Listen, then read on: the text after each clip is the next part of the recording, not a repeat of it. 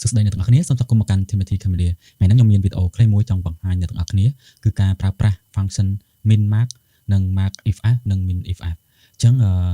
ប្រហែលជាគ្នាយើងធ្លាប់ប្រើ min mark ហើយប៉ុន្តែអ្នកខ្លះគឺគាត់អត់ទាន់បានប្រើ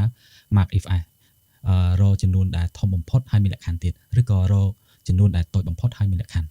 អញ្ចឹងតោះឥឡូវយើងទៅមើលឧទាហរណ៍ទាំងអស់គ្នាអញ្ចឹងឥឡូវខ្ញុំមានឧទាហរណ៍4សម្រាប់បង្ហាញអ្នកទាំងអស់គ្នាអញ្ចឹងមួយគឺប្រើជាមួយនឹង function mark មួយទៀតប្រើជាមួយនឹង function min មួយទៀត mark if f និង min if f តោះឥឡូវទី1គឺយើងប្រើ function mark អញ្ចឹង function mark នេះគឺយើងប្រើសម្រាប់រកចំនួនដែលធំបំផុតអញ្ចឹងណាអញ្ចឹងតោះឥឡូវយើងសាកប្រើរូបមន្តគឺ ma x មកបន្ទាប់មកយើងចុច tab 1អញ្ចឹងយើង select ទៅលើទិន្នន័យដែលយើងចង់ឲ្យវារកចំនួនដែលធំជាងគេមកបង្ហាញយើងអញ្ចឹងណាអូខេអញ្ចឹងខ្ញុំ select ទិន្នន័យដែលខ្ញុំចង់បានអូខេអញ្ចឹងគឺវាសូនិយាយទៅវារើសយកចំនួនដែលធំជាងគេនៅក្នុងចំណោមទិន្នន័យទាំងអស់នេះទិន្នន័យដែលខ្ញុំបាន select ហ្នឹងអញ្ចឹងយើងមើលគឺវាធំអត់387អញ្ចឹងគឺនេះមានតែមួយនេះទេ300ជាងអត់មានទេមានតែនេះធំជាងគេអូខេតោះមកដល់បន្តទៀតគឺការប្រើប្រាស់ function min អញ្ចឹង min គឺយើងប្រើរកចំនួនដែលតូចបំផុតតូចជាងគេអញ្ចឹងណាអញ្ចឹង min អញ្ចឹងខ្ញុំ select យកទិន្នន័យនឹងទាំងអស់មកបន្ទាប់មកខ្ញុំ enter អញ្ចឹងគឺវាច្រោះយកតែលេខដែលតូចជាងគេអញ្ចឹងលេខដែលតូចជាងគេអញ្ចឹងគឺលេខ282គឺវាតូចជាងគេនេះអូខេអញ្ចឹងនៅពេលដែលគ្នាយើងចង់រកបន្ទុកសិស្សដែលបានតិចជាងគេអញ្ចឹងណាអញ្ចឹងយើងអាចប្រើវិធីសាស្ត្រនេះបានអូខេអញ្ចឹងមកដល់មួយទៀតគឺរូបមន្ត mark if f អញ្ចឹងគ្នាយើងខ្លះគាត់អត់ទាន់បានប្រើដោយសារអានេះគឺវាមក version ថ្មីបានវាមាន function នឹងមកជាមួយអញ្ចឹងណាអូខេអញ្ចឹងក៏ដូចគ្នាដែរអញ្ចឹងខ្ញុំមានបន្ទុកសិស្សហើយនឹង total បន្ទុកសិស្សទាំង5មុខហ្នឹងអញ្ចឹងខ្ញុំចង់បានរកបន្ទុកសិស្សប្រុសដែលធំជាងគេអញ្ចឹងនៅក្នុងនេះមាន12នាក់ហ្នឹងមានទាំងស្រីមានទាំងប្រុសអញ្ចឹងណាប៉ុន្តែអ្វីដែលខ្ញុំចង់បានគឺខ្ញុំចង់រកបន្ទុកស្រីនេះរកបន្ទុកស្រីដែលធំជាងគេអញ្ចឹងណាអូខេអញ្ចឹងខ្ញុំអាចប្រើរូបមន្ត mark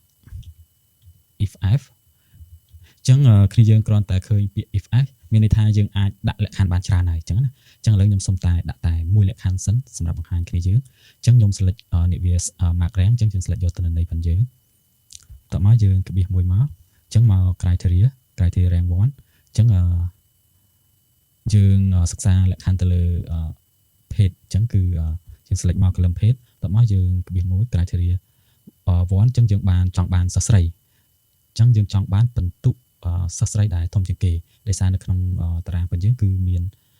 ទាំងសិស្សស្រីទាំងសិស្សប្រុសអូខេអញ្ចឹងខ្ញុំដាក់ f ដោយសារនៅក្នុងនេះគឺយើងប្រើ s និង m ទេអូខេអញ្ចឹងសម្រាប់ជាប្រភេទតិចយើងដាក់នៅក្នុង double quote អូខេអញ្ចឹងខ្ញុំសុំប៉ុណ្ណឹងបាត់វងចោលខ្ញុំ enter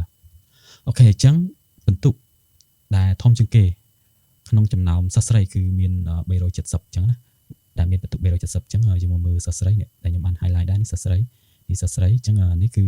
340 350 330 350នេះ370គឺធំជាងគេអានេះគឺ282គឺទូទេអញ្ចឹងប៉ុន្តែបើយើងមើលទាំងអស់គឺបន្ទុកដែលធំជាងគេដូចជា387អញ្ចឹងណាប៉ុន្តែយើងបានដាក់លក្ខខណ្ឌតែសិស្សស្រីអញ្ចឹងវាselect យកតែសិស្សស្រីយើងទេអូខេអញ្ចឹងខ្ញុំបង្ហាញគ្នាយើងមួយទៀតដោយមាន2លក្ខខណ្ឌចាស់មាន2លក្ខខណ្ឌអញ្ចឹងខ្ញុំសុំភាសាទៀតអញ្ចឹងនៅក្នុងនេះខ្ញុំបានដាក់ឈ្មោះ2នេះសីហានេះគឺមាន2អញ្ចឹងអានេះខ្ញុំតេស្តណាអញ្ចឹងខ្ញុំអាចដាក់លក្ខខណ្ឌបាន2អញ្ចឹងទី1ខ្ញុំសិក្សាទៅលើភេទប្រុសទី2ខ្ញុំសិក្សាទៅលើឈ្មោះនេះអញ្ចឹងណាអូខេអានេះខ្ញុំចង់បង្ហាញគ្នាយើងដោយមានលក្ខខណ្ឌ2អញ្ចឹងណាប៉ុន្តែអាចមានលើនឹងដោយសារយើងគ្រាន់តែឃើញ if f មានន័យថាយើងអាចដាក់លក្ខខណ្ឌបានច្រើនអូខេអញ្ចឹង mark if f អូខេអញ្ចឹងខ្ញុំ select យក mark rank ដែរអូខេបន្ទាប់មកខ្ញុំក្បៀសមួយcriteria rank 1អញ្ចឹងខ្ញុំ select លើ page ដែរ column page ដែរប៉ុន្តែភាសានេះខ្ញុំសិក្សាទៅលើសិស្សប្រុសទេបន្ទាប់មកខ្ញុំក្បៀសមួយនេះវាចូលមក criteria rank 2នេះអញ្ចឹងខ្ញុំ select លើឈ្មោះខ្ញុំសិក្សាទៅលើឈ្មោះមួយទៀតបន្ទាប់មកគឺឈ្មោះសីហាអញ្ចឹងគឺសីហាអូខេអញ្ចឹងខ្ញុំបិទវងចោលវិញខ្ញុំ enter អូខេអញ្ចឹងគឺសីហាគឺមាន2អញ្ចឹងណានេះមួយ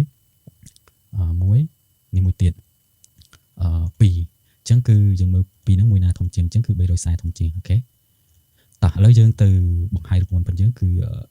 min if f អញ្ចឹងវាអត់មានអីខុសគ្នាទេឥ អានេះគឺរចំនួនរបន្ទុកសិស្សប្រុសដែលតូចជាងគេអូខេអញ្ចឹងអានេះខ្ញុំដាក់ថាមួយលក្ខខណ្ឌហើយដោយសារខ្ញុំបង្ហាញពីរលក្ខខណ្ឌឲ្យគ្នាយើងហើយអញ្ចឹង min if f if f អូខេអញ្ចឹងគឺ min rank ខ្ញុំ select យកវាមកបន្ទាប់មកខ្ញុំវាមួយយើងសិក្សាទៅលើ column page អូខេតើតើនឹងសិស្សប្រុសខ្ញុំដាក់ m អូខេវាមួយអញ្ចឹងអានេះគឺជាបន្ទុកសិស្សប្រុសដែលតូចជាងគេអូខេនេះអញ្ចឹងនេះតូចជាងគេបើយើងរាប់សិស្សស្រីគឺនេះដល់282តូចជាងគេប៉ុន្តែយើងដាក់លក្ខខណ្ឌរាប់តែឲ្យវាទៅយកតែទិន្នន័យសិស្សប្រុសយកមកសិក្សាទេអូខេអញ្ចឹងថ្ងៃហ្នឹងយើងសរុបគ្នាមកគឺបាន4រូបមន្ត mark min mark if f min if f អញ្ចឹងណាអូខេអញ្ចឹងសម្រាប់វីដេអូនេះគឺមានតែប៉ុណ្្នឹងទេបើគ្នាយើងមានចម្ងល់អីអាច comment នៅក្នុងអាច comment ខាងក្រោមវីដេអូបានអូខេយើងនឹងជួបគ្នានៅវីដេអូក្រោយៗទៀតបាយបាយ